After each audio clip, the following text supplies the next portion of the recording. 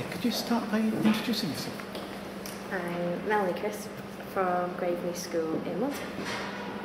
And you've been involved in the ICAMS project for 3 years? Since the beginning, so three and a half years. Why did you get involved to begin with? Because you asked me. No, not really sure.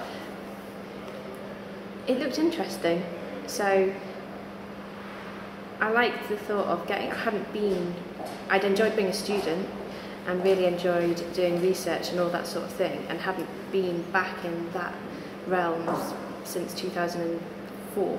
So I'd had 4 years just being a teacher, and I quite like the thought of getting back into doing a bit of sort of self-study and studying alongside other professors and doctors and things.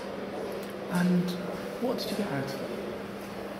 Lots. Well, on the one hand, in the classroom with the kids, doing these sort of things that we were doing, so interviewing small groups of children and doing more investigative tasks, I got to know my students much better than I knew them before. So I was able to really know which students could think for themselves, which students could tackle a problem perhaps without necessarily my help. And quite often I found that it was the opposite of what I'd originally thought.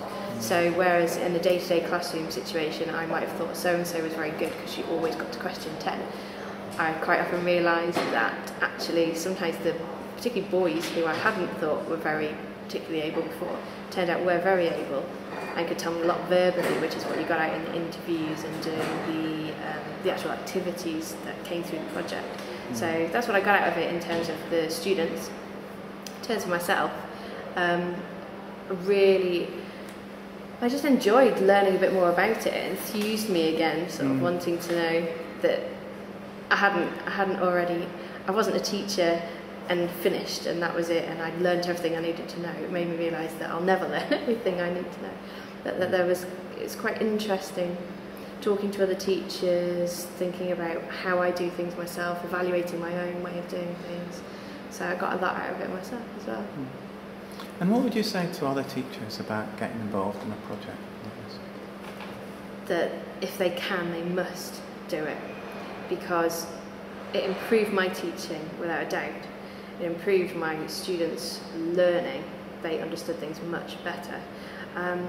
But just sort of reigniting that fire that I felt so passionate during the PGCE, and then over 4 years that passion had gone ever so slightly, and it just reignited that again, made me think again and made me question myself again and reevaluate. You do the PGCE and you evaluate every hour you ever teach, and as soon as you stop you don't evaluate anymore, and it made me actually start re-looking at everything I was doing and thinking, why am I doing it and what's it going to be for, and so it's really worth doing. And finally, what would you say to researchers about involving teachers in research?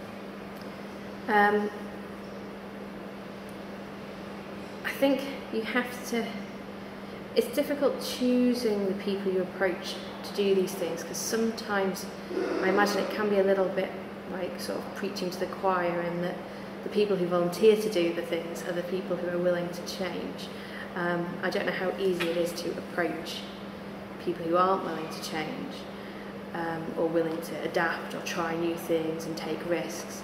So whether it's worth being able to, if you have an in already at a school, so sort of I was already known to King's, maybe asking the people that you're getting to be researchers with you, if they could somehow, so maybe have a partner person in their school who perhaps might be a little bit more tricky, and work together, so at least that way it's not just always the people who are willing to do things who are going to always be there saying, yeah, I'll try that, that's fine. Yeah, it's a difficult one, isn't it? Yeah. Thank you. That's okay.